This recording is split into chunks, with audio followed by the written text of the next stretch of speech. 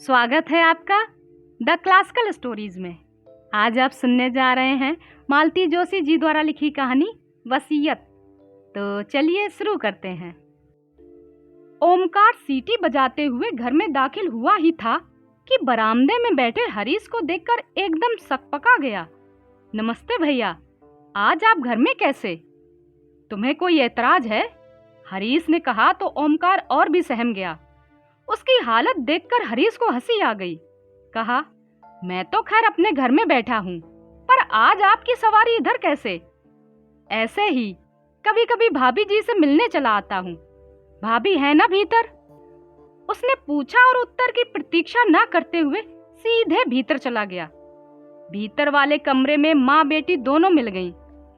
ओमकार वहीं आपस में बैठ गया और बोला, भाभी जी, बड़े भैया के पास कौन सी गाड़ी है? सेंट्रो? क्यों? नीली वाली थी ना, पर आजकल वहां एक लाल गाड़ी खड़ी रहती है, खूब बड़ी सी। अपने छोटे भैया को जाकर बताओ, बेचारी भाभी कहते उनका मुंह नहीं सूखता, और बेचारी भाभी दो दो गाड़ियां रखे है। चुप करो अम्मा, पता है ना वह आज घर में हैं। हाँ तो ओमकार, लाल गाड़ी तो है, पर कौन सी? ठीक से देख नहीं पाया भाभी, पास जाते ही कुत्ते भौंकने लगते हैं। फाटक के बाहर ही खड़ा रहता हूँ, तब भी। कुत्ते भी पाल लिए हैं, वह भी दो दो। यहाँ बच्चों को ठीक से दूध तक नहीं नसीब होता, वहाँ कुत्ते पाले जा रहे हैं, वह भी दो दो। रहीसी और कैसी होती है, वह जैसी भी हो नानी जी, अब हम वहाँ न जाएंगे। बड़े जबरे कुत्ते हैं, हमको चीर डालेंगे। मैं गरीब बेमौत मारा जाऊंगा। 10-10 हजार के इंजेक्शन आते हैं, कहाँ से लगवाऊंगा? अरे बड़े आदमियों के कुत्ते काटते हैं तो कुछ नहीं होता, उनके खुद इंजेक्शन लगे रहते हैं। जो भी हो, अब हम वहां न जाएंगे। कहता हुआ ओमकार उठकर बाहर आ गया। हरीश आराम कुर्सी पर पूर्ववत आंखें मूंद कर लेटे हुए थे, पर उनके कान भीतर की ओर लगे थे। ओमकार की आहट पाते ही वे उठकर बैठ गए। ओमकार, तुम बड़े भैया के घर गए थे, कुछ काम था? बेचारा ओमकार बगले झांकने लगा, खिसकने की राह भी न मिली। हरीश लगातार उसकी ओर देख रहे थे। आखिर उसने हिम्मत की और कह दिया, हम कौन अपनी मर्जी से जावे हैं, हमें वहाँ नानी जी भेजती हैं। किस लिए? हालचाल जानने के लिए। तो भाभी जी कुछ चाय वाय पिलाती हैं कि सूखा ही टरका देती हैं? हम भीतर थोड़ी ही जाते हैं, बाहर से ही देख दाख कर आ जाते हैं। बाहर से हालचाल पता चल जाते हैं, मरा डर के मारे भीतर जाता ही नहीं, तो कोई क्या करे? अम्मा जी ने एकदम कमरे में अवतरित होते हुए कहा। ओंकार ने अब भागने की कुशल समझी। भैया जी, शाम को गैया हमें ही लगानी होती है, अब चलेंगे। और उत्तर की प्रतीक्षा किए बिना वह बाहर निकल गया। हरीश अब सास की ओर मुखातिब हुए। ओमकार को आप बंगले पर भेजती हैं, तो क्या करें? उन्होंने दबे स्वर में कहा, तुमने तो वहां जाना ही छोड़ दिया। अकेली औरत, किसी को तो खोज खबर लेनी ही चाहिए। हम लोगों के सिवा उसका कौन है यहाँ? खोज खबर ही लेनी थी तो किसी दिन माँ बेटी दोनों चली जाती। जासूसी करने की क्या जरूरत थी? जासूसी? और क्या, आप जो कर रही हैं वह जासूसी कहलाती है। हरीश ने कहा तो अम्मा जी मुंह बिचकाकर भीतर चली गई। हरीश को बड़ा मजा आया। अरसे बाद सास को निरुत्तर करने का मौका मिला था, लेकिन सास को निरुत्तर करने की खुशी ज्यादा देर नहीं रही। एक प्रश्न जो दिमाग में चक्कर काट रहा था, उस पर हावी हो गया। बंगले पर नई गाड़ी आ गई है, और दो कुत्ते भी। कुत्ते पालना कितना महंगा शौक है, उसे पता है। एक कुत्ते का खर्च 2 आदमियों के खुराक के बराबर आता है। फिर उनकी सास संभाल के लिए नौकर चाकर भी तो चाहिए। यह काम भाभी के बस का तो नहीं। फिर पिछले 6 महीने से उसने वहां का रुख नहीं किया। वैसे कसम ही खा ली थी, पर इस बीच क्या इतनी बड़ी उथल पुथल हो सकती है? सालनी और उसकी माँ दबी जबान से कुछ कुछ कहती रहती हैं। क्या वह सही है? 6 महीने पहले शुभम का रिजल्ट लेकर गया था। सोचा था भाभी से कहूंगा, भैया का बहुत मन था, शुभम इंजीनियर बने। अब उनका सपना आपको ही पूरा करना है। घर से खूब अच्छी रिहर्सल करके गया था, पर वहां माहौल ऐसा बिगड़ा कि कुछ कहना संभव ना हुआ। यह नहीं कि वहां स्वागत नहीं हुआ, स्वागत तो खूब अच्छे से हुआ। उन्होंने शुभम को बधाई भी दी। उसके लिए आशीर्वाद स्वरूप 500 का नोट भी लिफाफे में डालकर दिया। चाय नाश्ता भी करवाया, पर सब कुछ ठंडा ठंडा सा था। उनमें संबंधों की ऊष्मा नहीं थी। वैसे भी उनसे सुसंवाद कभी था ही नहीं, पर भैया के रहते ये बातें सतह पर नहीं आई थी। अब जैसे सब कुछ सामने आ गया। चाय के बाद वह शुभम को लेकर भैया के सपने की बात कहने ही जा रहा था कि भाभी ने कहा, चलो अच्छा हुआ, शुभम के रिजल्ट के बहाने ही सही तुम आए, तो नहीं तो 13वीं के बाद तो तुम यहाँ का रास्ता ही भूल गए थे। जानते तो थे कि इस घर का एकमात्र कमाऊ सदस्य अब नहीं रहा, फिर एक आध बार आकर देखना तो था कि भाभी कैसी है, किस हाल में है। हरीश का सिर शर्म से झुक गया। वह अपनी सफाई में कुछ कहना ही चाहता था कि भाभी बोली, तुम्हें शायद डर लगा होगा कि भाभी कुछ मांग न ले।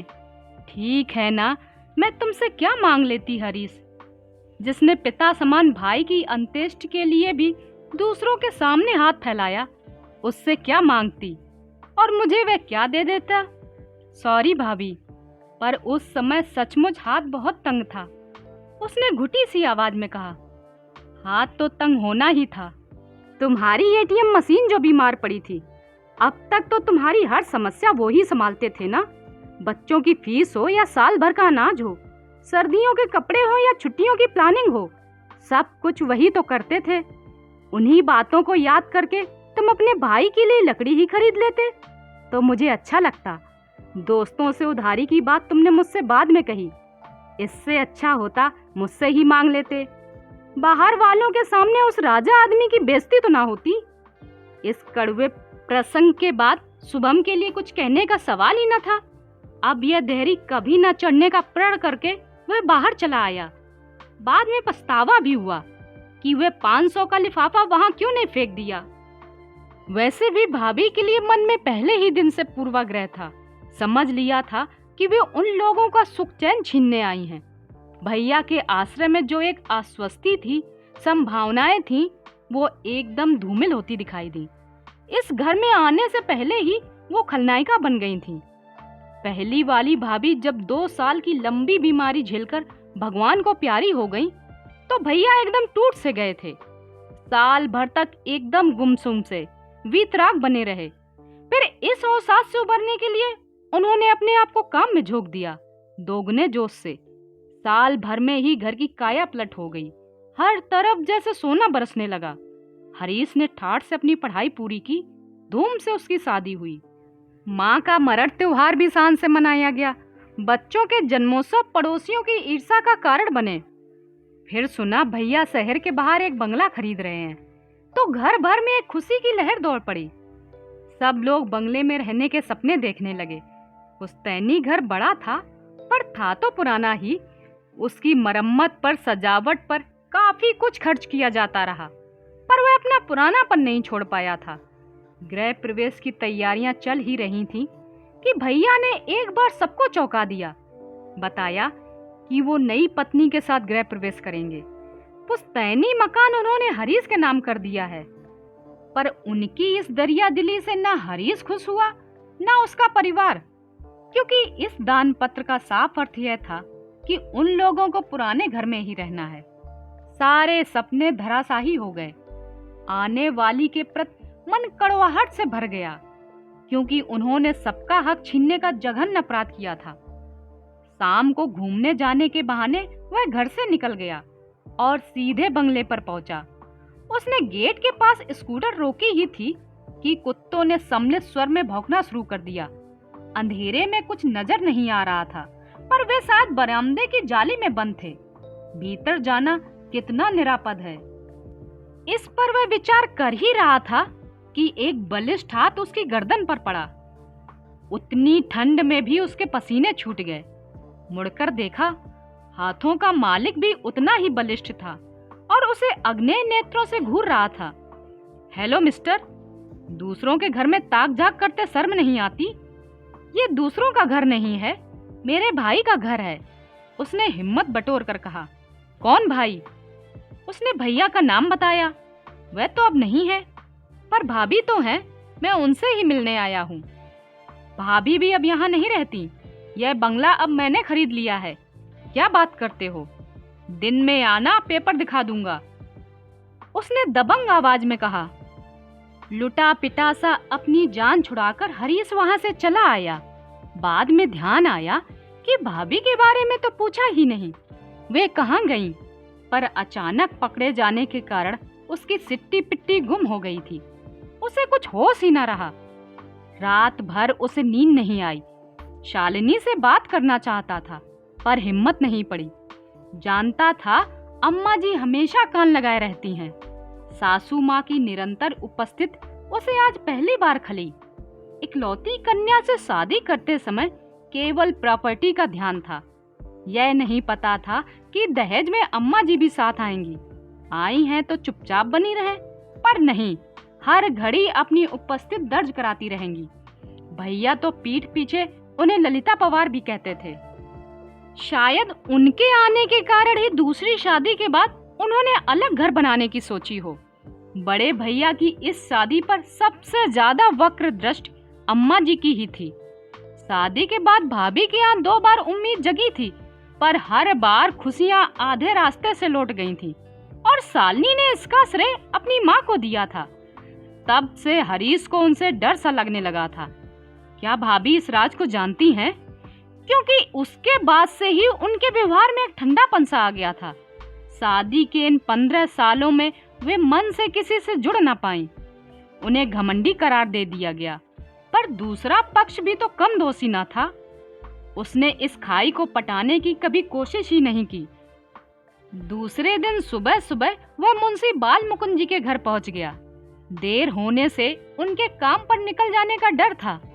भैया के बाद कई वकीलों ने उन्हें हाथों हाथ लिया होगा। ऐसे कर्मठ और कुशल लोग आजकल मिलते कहाँ हैं? भैया का कोई काम या संदेश लेकर इस घर में कई बार आया है। हर बार उसका ललक से स्वागत हुआ है, पर इस बार मुंशी जी का व्यवहार बड़ा रूखा लगा। दरवाजा उन्होंने ही खोला था, वहीं खड़े खड़े पूछ लिया, बोलो। बोलिए भी नहीं। एक क्षण को वह चकित तो हुआ, पर दूसरे क्षण ही उसने हर धर्मिष्ठा के साथ कहा, आपसे कुछ बात करनी थी, भीतर आ सकता हूँ? अब मजबूरन मुंशी जी को रास्ता छोड़ना पड़ा। हरीश भीतर आकर बैठ गया। बैठक का कमरा उसे बदला बदला सा लगा, बदला बदला सा और पच्चीस सा भी। हाँ बोलो, मुंशी जी ने उसे चेताया।